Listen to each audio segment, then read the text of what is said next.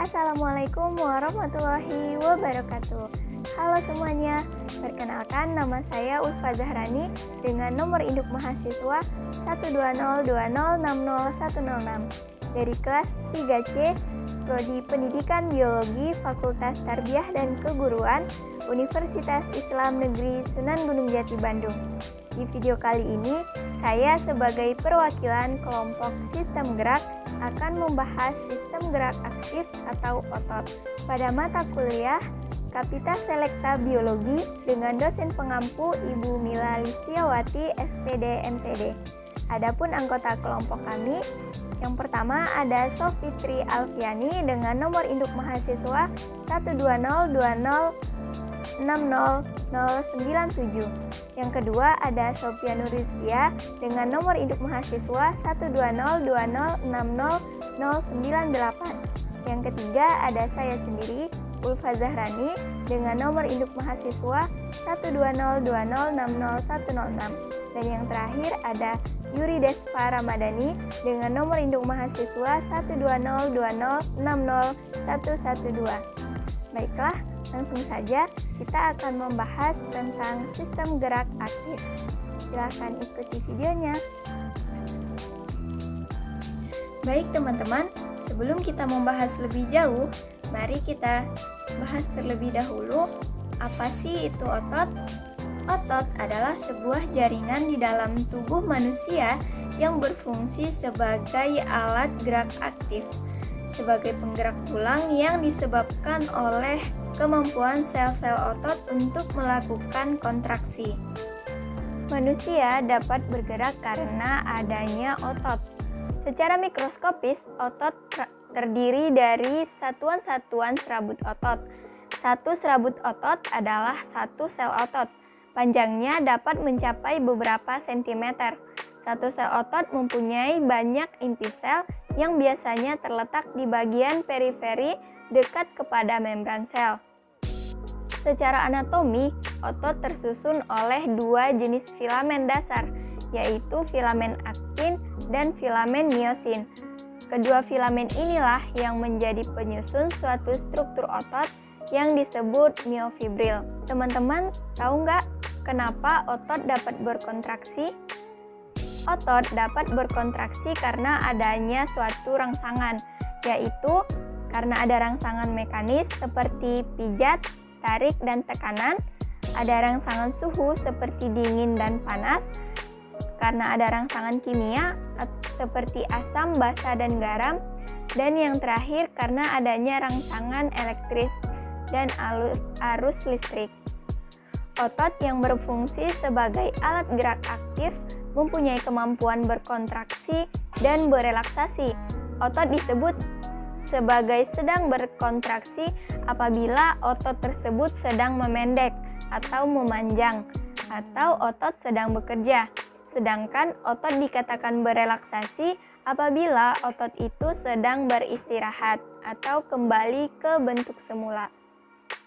Nah, selanjutnya adalah bagian-bagian otot. Dapat dilihat pada gambar bahwa bagian-bagian otot meliputi yaitu 1. Sarkolema. Sarkolema adalah membran yang melapisi suatu sel otot yang berfungsi sebagai pelindung otot. Yang kedua adalah sarkoplasma. Sarkoplasma ini adalah cairan sel otot yang fungsinya untuk tempat di mana miofibril dan miofilamen berada. Yang ketiga adalah filamen. Filamen ini tersusun atas dua macam dasar, yaitu filamen aktin atau filamen tipis dan filamen miosin atau tebal. Kedua filamen ini menyusun miofibril. Miofibril menyusun serabut otot dan serabut otot menyusun suatu otot. Yang keempat adalah miofibril. Miofibril merupakan serat-serat pada otot. Yang kelima adalah miofilamen. Miofilamen adalah benang-benang atau filamen halus yang berasal dari miofibril. Miofilamen ini terbagi atas dua macam, yaitu yang pertama, miofilamen homogen atau terdapat pada otot polos, dan yang kedua, miofilamen heterogen yang terdapat pada otot jantung atau otot rangka atau otot lurik. Adapun karakteristik dari otot ini ada 3, yaitu yang pertama kontraksibilitas, yaitu kemampuan otot untuk memendek. Yang kedua adalah ekstensibilitas, yaitu kemampuan otot untuk memanjang. Dan yang ketiga adalah elastisitas, yaitu kemampuan otot untuk kembali ke ukuran semula. Selanjutnya, jika otot dilihat tanpa bantuan mikroskop, maka akan terlihat bagian-bagiannya seperti berikut ini. Yang pertama, ada tendon atau urat otot, yaitu bagian-bagian ujung otot yang mengecil.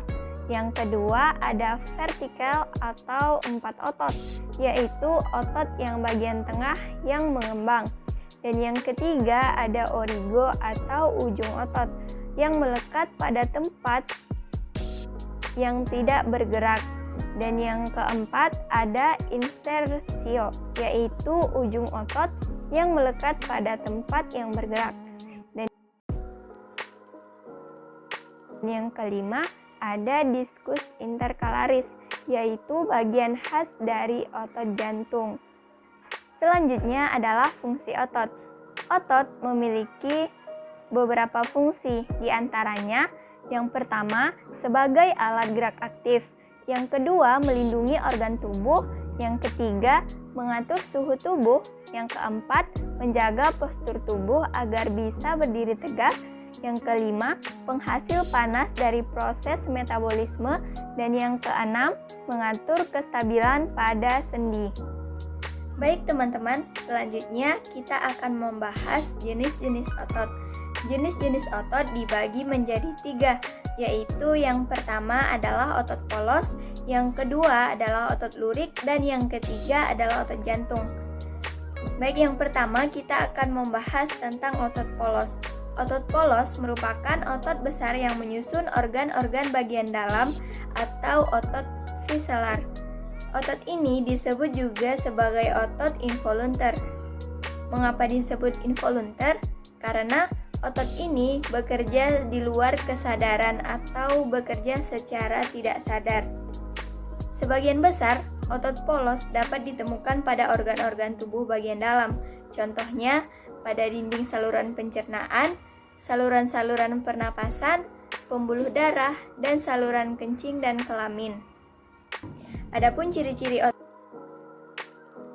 polos tersebut, yang pertama mempunyai 1 inti sel, yang kedua bentuknya gelendong, kedua ujungnya meruncing, dan di bagian tengahnya menggembung, seperti terlihat pada gambar di layar. Yang ketiga, ciri-cirinya yaitu tidak memiliki garis-garis melintang atau polos. Yang keempat, bekerja di luar kesadaran, artinya tidak di bawah perintah otak. Oleh karena itu, otot polos disebut sebagai otak tak sadar. Yang kelima yaitu terletak pada otot usus, otot saluran peredaran darah, dan otot saluran kemih, dan lain-lain. Nah, yang kedua adalah otot lurik. Nama lain untuk otot lurik adalah otot rangka, atau sering pula disebut sebagai otot serat melintang. Disebut demikian karena keadaan fibril-fibril otot ini memiliki alur-alur melintang yang gelap yang disebut sebagai anisotrop, dan terang yang disebut sebagai isotrop. Alur gelap dan terang ini tersusun secara berselingan. Otot ini bekerja di bawah kesadaran. Otot ini juga mampu menggerakkan tulang karena otot ini dapat memanjang dan memendek. Hasil gerakan otot inilah yang menyebabkan tulang-tulang menjadi tempat perlekatan dapat bergerak. Adapun ciri-ciri otot lurik atau otot rangka, yaitu yang pertama bentuknya silindris atau memanjang, dapat dilihat seperti gambar yang ada di layar. Yang kedua, tampak adanya garis-garis melintang yang tersusun seperti daerah gelap dan daerah terang secara berselang-seling atau lurik. Yang kedua, mempunyai banyak inti sel. Dan yang ketiga, bekerja di bawah kesadaran. Artinya, menurut bekerja menurut perintah otak. Oleh karena itu, otot lurik disebut juga sebagai otot sadar. Yang kelima, terdapat pada otot paha, otot betis, otot dada, dan otot tangan. Yang ketiga adalah otot jantung. Otot jantung ini memiliki kemiripan struktur dengan otot lurik. Tetapi apabila diperhatikan lebih teliti, ternyata otot jantung ini berbeda dengan otot lurik. Perbedaan yang terdapat pada otot jantung dan otot lurik yaitu otot jantung serabut-serabut ototnya memiliki percabangan, sedangkan pada otot lurik tidak memiliki percabangan. Di samping itu, sistem persarafannya pun berbeda. Jika otot lurik bekerja secara sadar atau di bawah kesadaran, sedangkan otot jantung tidak karena sarafnya adalah sistem saraf otonom. Adapun ciri-ciri otot jantung yaitu otot jantung ini hanya terdapat pada jantung. Strukturnya sama seperti otot lurik, gelap terang secara berselang-seling dan terdapat percabangan sel. Yang kedua, kerja otot jantung tidak bisa dikendalikan oleh kemauan kita, tetapi bekerja sesuai dengan gerak jantung. Jadi, otot jantung menurut bentuknya seperti otot lurik, dari proses kerjanya seperti otot polos. Oleh karena itu, otot ini disebut juga otot spesial. Yang selanjutnya adalah sifat kerja otot. Yang pertama ada otot antagonis.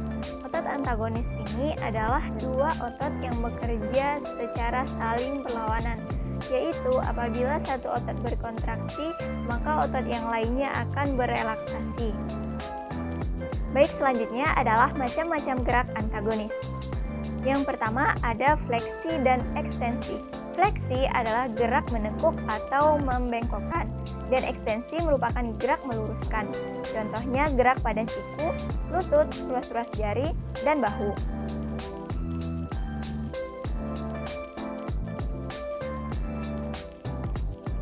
Yang kedua adalah adduksi dan abduksi.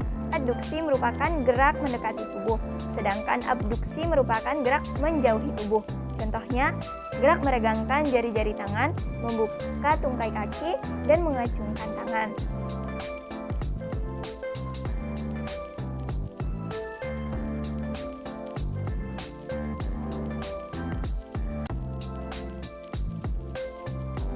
Yang ketiga, ada gerak elevasi dan depresi. Elevasi merupakan gerak mengangkat, sedangkan depresi merupakan gerak menurun. Contohnya, gerak membuka dan menutup mulut. Yang keempat, ada supinasi dan pronasi. Supinasi merupakan gerak mengadahkan tangan, sedangkan pronasi merupakan gerak menelungkupkan tangan. Yang kelima, ada inversi dan eversi. Inversi merupakan gerak memiringkan atau membuka telapak kaki ke arah dalam tubuh, sedangkan eversi merupakan gerak memiringkan atau membuka telapak kaki ke arah luar.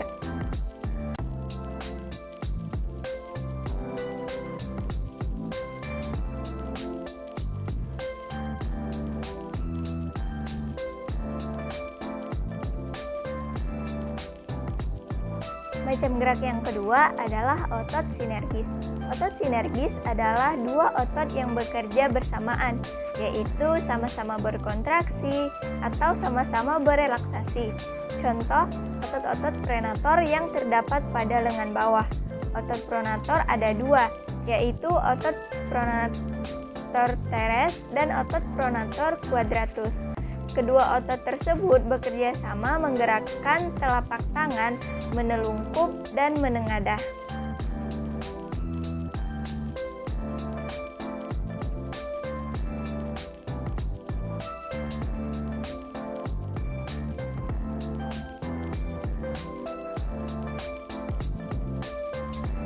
Cukup sekian yang dapat kelompok kami sampaikan. Kurang dan lebihnya kami memohon maaf. Semoga dapat bermanfaat. Terima kasih. Wabillahi taufiq wal hidayah. Wassalamualaikum warahmatullahi wabarakatuh.